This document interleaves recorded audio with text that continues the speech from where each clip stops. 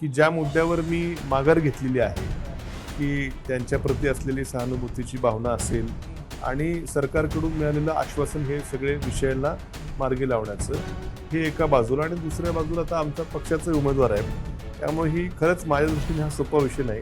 चक्रव्यूह म्हणण्यापेक्षा हे एक मोठं प्रश्नचिन्ह आहे. राहुरी विधानसभा मतदारसंघातील पोटनिवडणुकीतून राष्ट्रवादी शरद पवार गटाचे नेते प्राजक्त तनपुरे यांनी माघार घेतली. परिणामी शरद पवार गटाने गोविंद कोकाटेंना निवडणुकीच्या रिंगणात उतरवलंय. मुख्यमंत्री देवेंद्र फडणवीस यांच्यासोबत झालेल्या चर्चेनंतर प्राजक्त तनपुरेंनी माघार घेतलेली असली तरी ते या निवडणुकीत कोणाला पाठिंबा देणार, प्रचार कुणाचा करणार यावरून राजकीय वर्तुळात जोरदार चर्चा सुरू झाली आहे. कारण प्राजक्त तनपुरे हे 2024मध्ये राहुरी विधानसभा मतदारसंघातून पराभूत झाले होते, परंतु त्यांना पराभूत होऊन सुद्धा 1 लाखांच्या वर मतं मिळालेली होती.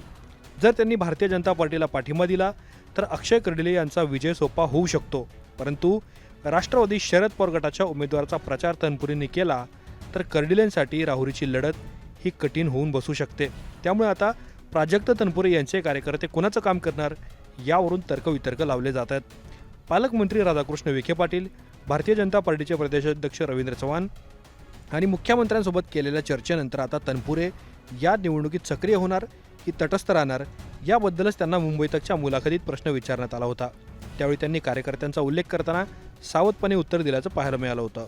तुम्हाला भाजपच्या नेत्यांनी तुमची मनधरणी केली, तुम्ही तयार सुद्धा झालात आणि दुसरीकडे तुमच्या पक्षाचे उमेदवार सुद्धा तिथं उभे आहेत. आता तुम्ही प्रचार नेमका कुणाचा करणार? निश्चितपणे हे माझ्यासाठी हे चक्रव्यूह म्हणण्यापेक्षा हे एक मोठं प्रश्नचिन्ह आहे की ज्या मुद्द्यावर मी माघार घेतलेली आहे की त्यांच्याप्रती असलेली सहानुभूतीची भावना असेल आणि सरकारकडून मिळालेलं आश्वासन हे सगळे विषयांना मार्गी लावण्याचं हे एका बाजूला आणि दुसऱ्या बाजूला आता आमचा पक्षाचे उमेदवार आहे, त्यामुळे ही खरंच माझ्या दृष्टीने हा सोपा विषय नाही.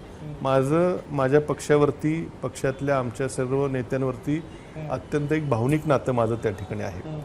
म्हणजे पक्षाचे विचार, पक्षाच्या आमच्या नेत्यांची कामं असतील, सुरुवातीपासून तिथं असल्याकारणे एक वेगळंच एक भावनिक ऋणानुबंधाचं नातं सर्वांबरोबर आहे. त्यामुळे माझ्यापुढं निश्चितपणे हा प्रश्न आहे. पण ज्या लोकांसाठी हा विषय घेतला त्यांना उद्या परवा मी गेल्यावरती सर्वांशी चर्चा करून, नाही हे बघा कसं आहे, मी प्राजक्त तनपुरे एकटा निर्णय घेऊ शकत नाही.